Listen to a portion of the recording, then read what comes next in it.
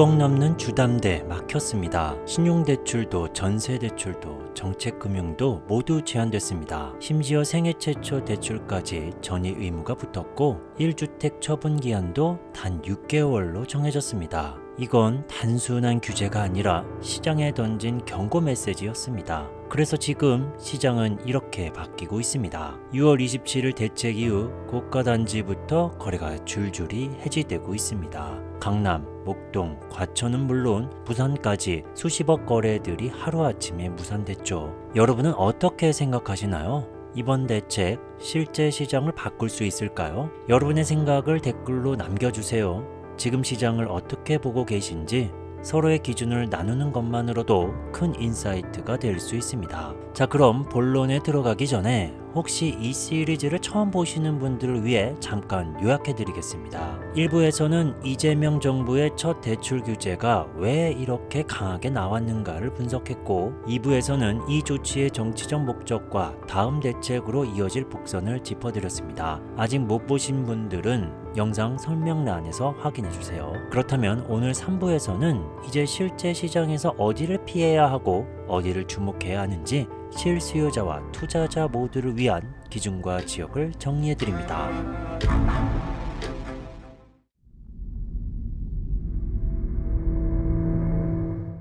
자, 먼저 실수요자라면 지금 이 세 가지 기준만큼은 꼭 확인하셔야 합니다. 무턱대고 싸니까, 좋아 보이니까 사는 시대는 끝났습니다. 첫 번째 기준, 지금 바로 들어갈 수 있는 집인가? 이건 단순히 입주 가능 여부만이 아닙니다. 계약일부터 이사일까지, 잔금 납부 시기, 현재 전세 세입자의 만기까지 이 모든 흐름이 내 상황에 맞게 맞물려야 실제로 입주가 가능합니다. 요즘처럼 대출 조건이 복잡해졌을 땐 입주 타이밍을 놓치면 잔금일의 대출 실행이 막혀버릴 수 있습니다. 이건 단순한 편의의 문제가 아니라 계약이 파기될 수 있는 실전 이슈입니다. 특히 생애 최초 주택 구입자는 전입 의무가 6개월 이내로 강화됐습니다. 잔금 후에 실입주 못하면 대출 회수, 다음 대출 제한까지 이어집니다. 그러니 들어갈 수 있는 집인지 계약 전에 반드시 체크해야 합니다. 두 번째 기준, 6억 이내 감당 가능한 대출인가? 대출로 아파트를 산다는 건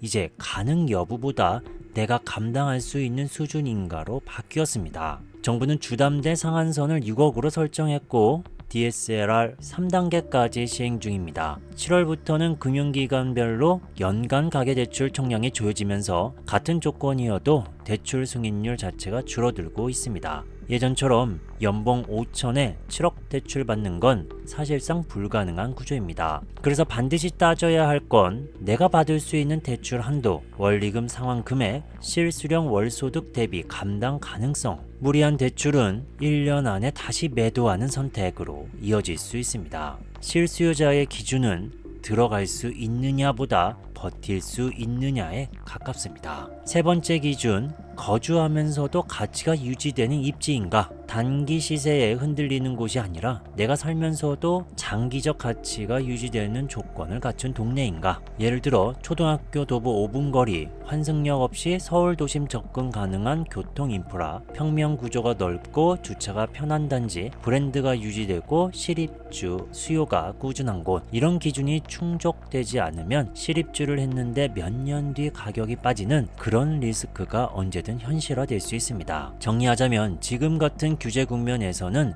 실수요자도 전략이 필요합니다. 감정이 아니라 대출 조건, 입주 가능성, 입지의 내구성이라는 세 가지 조건을 먼저 따져보셔야 합니다.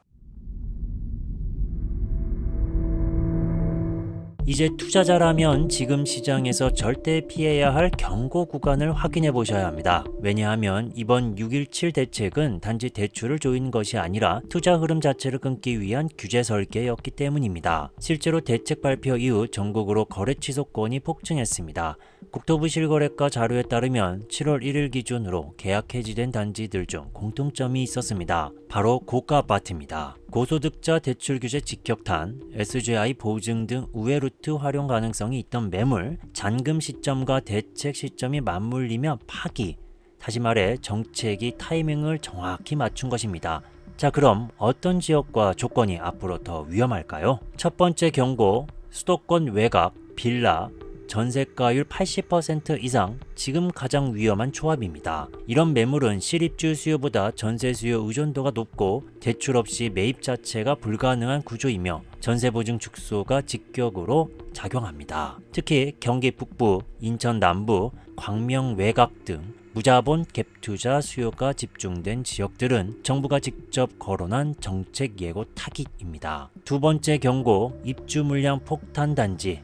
2025년에서 2026년 입주 예정인 대규모 단지들이 줄줄이 기다리고 있습니다. 이미 입주자 모집을 마친 곳들 중 전세가 빠지지 않으면 미입주, 미계약 리스크가 현실화될 수 있습니다. 여기에 전세 대출 축소까지 맞물리면 세입자 구인 실패, 현금 부담 증가, 급매 출회로 이어집니다. 세 번째 경고, 전입 의무, 보유세 강화 가능성 있는 지역. 정부는 이미 예고했습니다. 전입 의무 6개월 초과 시 대출 회수 및 다음 대출 제한, 보유세는 다주택자, 고가주택 중심으로 2026 총선 전후에 강화될 수 있습니다.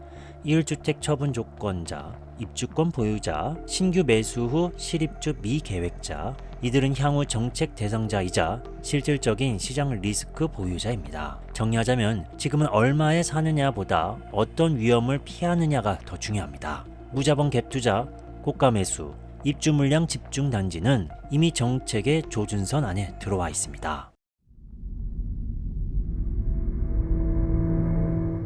앞서 살펴본 것처럼 지금 시장은 모든 수요를 가리는 게 아니라 기준을 통과한 곳만 살아남는 구조로 바뀌고 있습니다. 그렇다면 지금 시점에서 어디를 주목해야 할까요? 지금 살아남을 지역 3가지 기준으로 정리해 드립니다. 첫 번째 기준, 규제 완화 기대감이 있는 지역. 현재 규제는 수도권 중고가 지역에 집중되어 있습니다. 그런데 규제는 영원한 상태가 아니라 시장 분위기에 따라 선별적으로 풀리게 되어 있습니다. 주목할 조건, 준공 15년 이상 구축 아파트, 중저가 단지, 전용 85제곱미터 기준엔 5억에서 7억대, 실거주 위주 거래 비율 높은 지역. 현재는 규제 지역이지만 매매량이 장기간 위축된 곳. 대표 사례 지역은 경기, 군포, 의왕, 과천 외곽, 서울 외곽 구축 중심 단지들. 이런 지역은 다음 규제 완화의 후보가 될 수 있고 실수요자에겐 대출, 세금 등 조건이 유리해질 가능성이 있습니다. 두 번째 기준, 꾸준한 실수요가 버티는 지역. 정책은 수시로 바뀌지만 수요는 잘 바뀌지 않습니다. 실제로 최근 실거래량이 회복세인 곳들 보면 특정한 공통점이 있습니다. 핵심 조건, 초등학교 도보권, 교통개선 호재, GTX 신분당선 연장 등, 그리고 직주 근접, 브랜드 아파트, 대단지 선호 흐름, 생활 인프라 밀집, 주목할 지역, 성남 분당, 수원 광교, 동탄 1 일부 구간, 서울 7호선 9호선 라인 중심부, 창동 상계 개발구역, 인천 송도 일부 재건축 유망 단지 등. 이런 지역은 시장 침체기에도 거래가 끊이지 않고 정책이 풀릴 때 가장 먼저 반등하는 곳입니다. 세 번째 기준, 기존 대출 혜택이 살아있는 단지. 이번 규제에도 이미 계약된 단지는 경과 규정을 적용받는 경우가 많습니다. 이건 실전에서 정말 중요한 팁입니다. 전세보증 축소 7월 22일 이전 계약 물건, 생애 최초 조건이 유효했던 6월 27일 이전 청약 매수, DSR 3단계 적용 제외되는 실수요 특례 대상. 이런 매물은 현재 매도자와 협상 여지가 크고 정책 격차를 활용한 이득 구간이 생깁니다. 특히 급매물 리스트를 확인해보면 정책 발표 직전 계약 포기 물량들이 가격 조정 후 다시 나오는 흐름이 나타나고 있습니다. 이 모든 조건을 종합하면 결국 지금 시장에서 살아남을 수 있는 선택은 단순한 싸게 사기가 아니라 정책의 틈을 이해하고 기준에 맞는 매물을 찾는 것입니다. 오늘 우리는 복잡한 대출 규제, 정책의 방향, 그리고 시장이 흘러가는 신호까지 함께 살펴봤습니다. 결국 이 시장에서 살아남는 사람은 단 하나, 바로 기준을 가진 사람입니다. 지금 시장은 단순히 어디가 싸냐, 누가 싸냐의 문제가 아닙니다. 내가 감당할 수 있는 가격인가? 실제로 내가 전입할 수 있는 조건인가? 향후 수요가 유지될 입지인가? 이 세 가지 기준이 지금의 혼란기에서 가장 명확한 나침판이 되어줍니다. 그래서 저는 이 기준을 아주 구체화해서 100% 돈 되는 아파트 매수법 전자책을 정리했습니다. 초보자도 쉽게 따라할 수 있도록 실전 매수 가이드북입니다. 영상 하단 링크에서 확인하실 수 있습니다. 마지막으로 시청자 여러분께 묻습니다. 여러분은 지금 어떤 기준으로 집을 보고 계신가요? 어떤 단지에 주목하고 계신가요? 댓글로 자유롭게 의견 남겨주세요. 그동안 시리즈를 시청해 주셔서 감사합니다. 앞으로도 시장을 읽는 콘텐츠로 계속 도움드리겠습니다. 구독과 알림 설정 잊지 마시고 다음 영상에서 뵙겠습니다. 감사합니다.